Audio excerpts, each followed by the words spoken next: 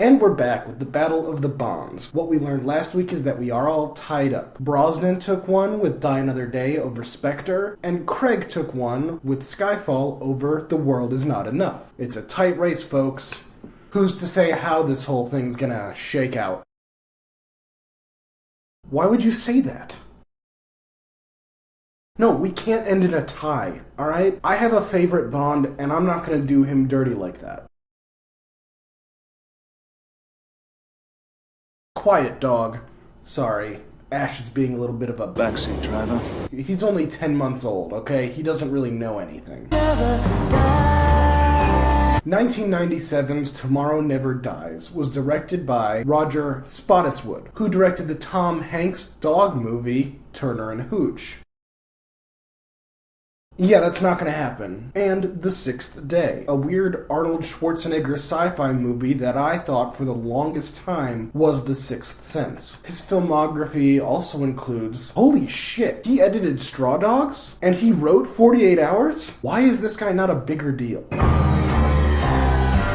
Sheryl Crow did a James Bond theme song. That just sounds wrong, but also so 90s. I mean, think of it. All I want to do, every day is a winding road, soak up the sun, that doesn't really gel with international espionage. Much like the casting of Denise Richards, this is not Crow's fault. It's the higher-ups at Eon. She does an admirable job, but she just doesn't have the pipes you want for a good James Bond ballad. And of course, this is coming from somebody who cannot carry a tune to save his life. Although I do try at karaoke. The images work fine in a dated 90s cyberspace digital recreation, and the television screens that appear at least relate to the movie, but I think they might have gotten a little bit carried away. You know, with X-rays, diamonds, etc. It's not great, but the instruments behind really do evoke James Bond. I'll give it a 3 out of 5.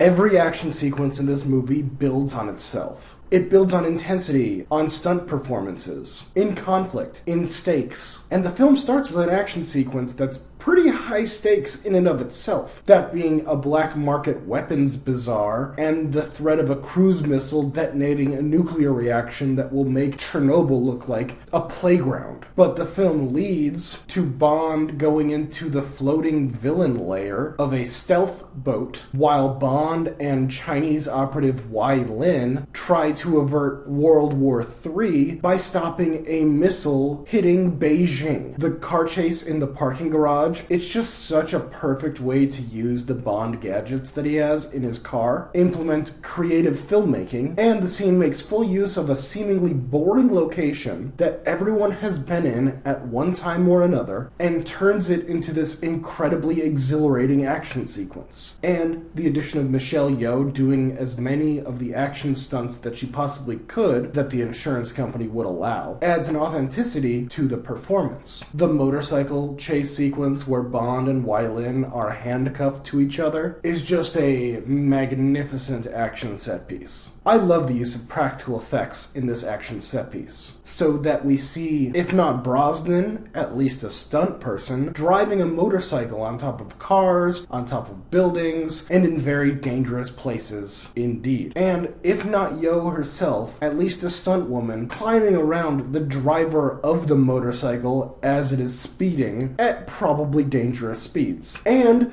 they have an actual helicopter and miniatures. This is not even accounting for the brawl in Wai Lin's base of operations, where Michelle Yeoh gets to unleash what made her great in Hong Kong cinema years before. Full of martial arts stunts and peak Michelle Yeoh. If only they had a cooler car. 5 out of 5. Martinis, girls and guns. So in Tomorrow Never Dies, we get 2 Bond girls for the price of 1, and I don't mean 1 good Bond girl, 1 bad Bond girl. Because bad Bond girls, in this, whatever we're calling this, they go into villains or henchmen. No, in this film, we have Terry Hatcher as Paris Carver, a woman who had a relationship with Bond in the past and is now married to the villain, Elliot Carver, and Michelle Yeoh as Chinese intelligence officer Wai Lin. Hatcher and Brosnan share a chemistry that is rare to be seen in most Bond films. And Paris seems to have that unique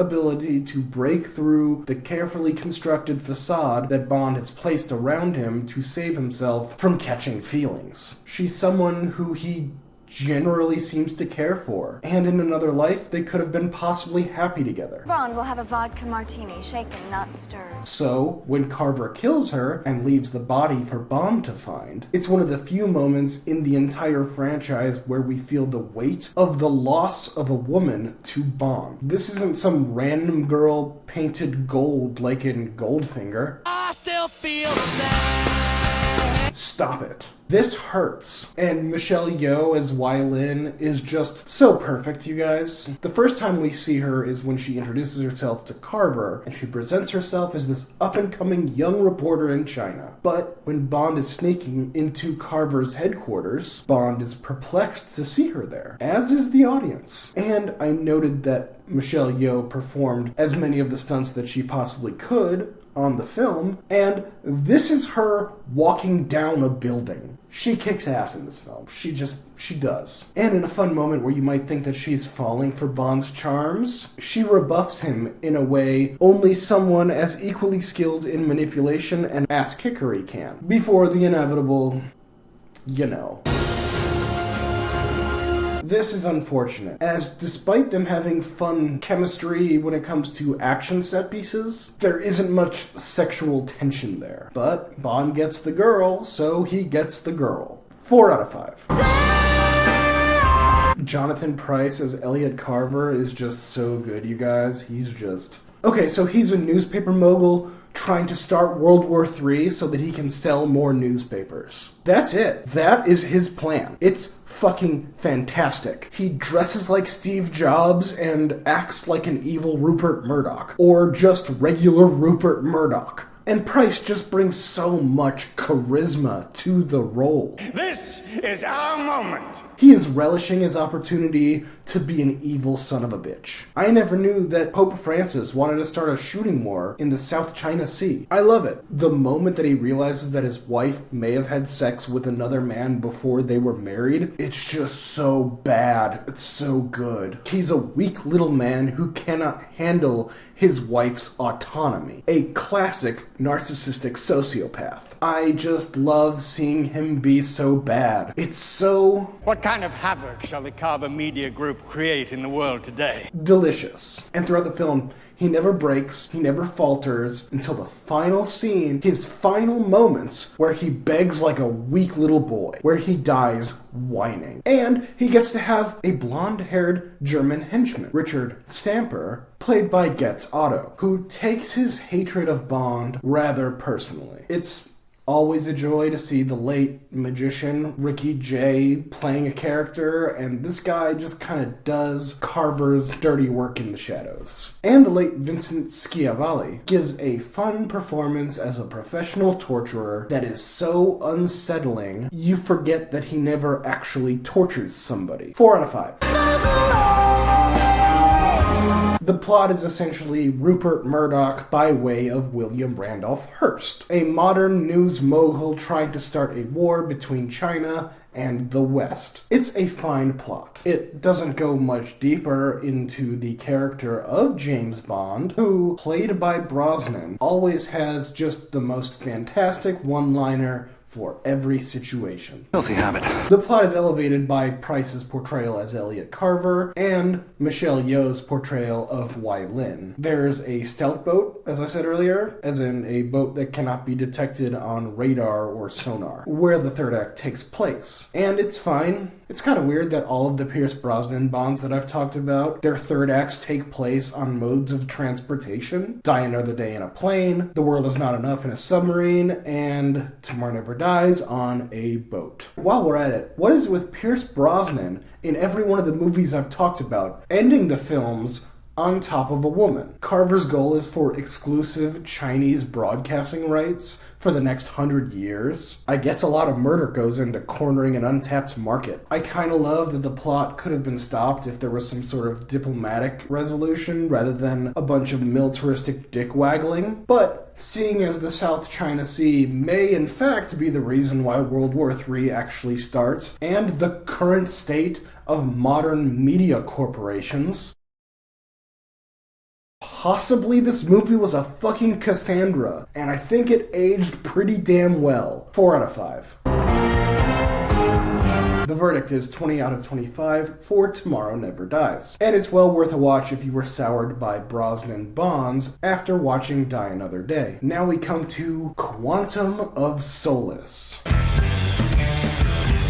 Quantum of Solace was released in 2008 and was directed by Mark Forster. Prior to this film, he found success in smaller, dramatic films, such as Finding Neverland, Stranger Than Fiction, and The Kite Runner. He later directed World War Z, but nothing in his earlier filmography led anyone to believe that he could direct an action film on this magnitude. Purvis and Wade wrote the script again, along with Paul Haggis. But the film was in development right in the middle of the writer's strike, so they may have went into production in an underdeveloped script, even to the point where Forster and Craig themselves wrote certain scenes of the movie uncredited. Maybe that's why we got the shortest entry in a Bond film ever, which might be to this movie's favor. Not all films have to be over 2 hours.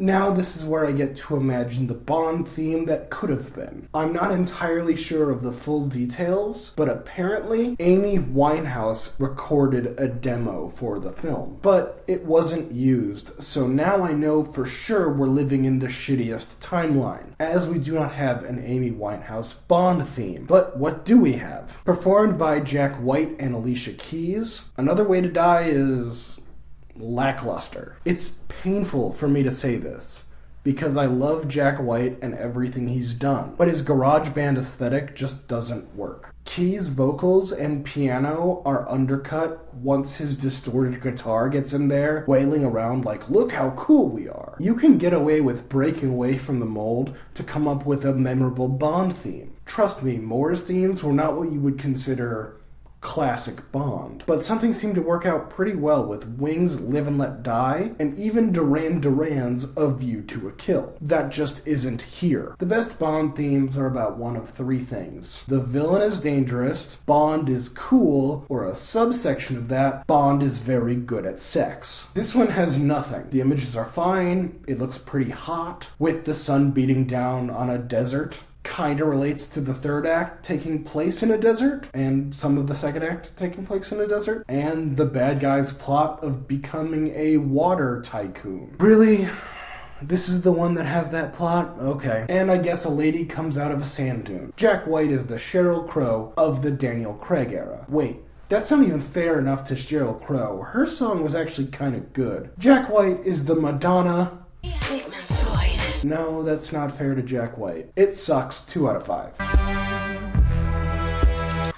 We start the film in media res, which is just a fancy way to say in the middle of a scene. And it's a car chase, which would be perfectly fine, possibly exciting, if we knew what the hell was going on. Now, I'm not going to harp too much on this sequence, as other people have talked about this sequence for over 10 years now, but it is endemic of the entire film's action set pieces, so it's worth getting into briefly. The cars all kind of look the same, so you can't distinguish who is who in the wide shots. And the close-ups are just Bond driving the car very intensely. The cutting is frantic, and the logic of the scene is lost because we have no sense of what is happening. Who's chasing who? What's the goal? These are key details that we need to know as the audience in the first sequence of your movie. By the time we finally figure out what's going on, and that it seems like Bond is being chased by these guys, we are already behind on what is happening in the next part of the sequence, as police appear out of nowhere. Now we're in a quarry. There's just no sense of space,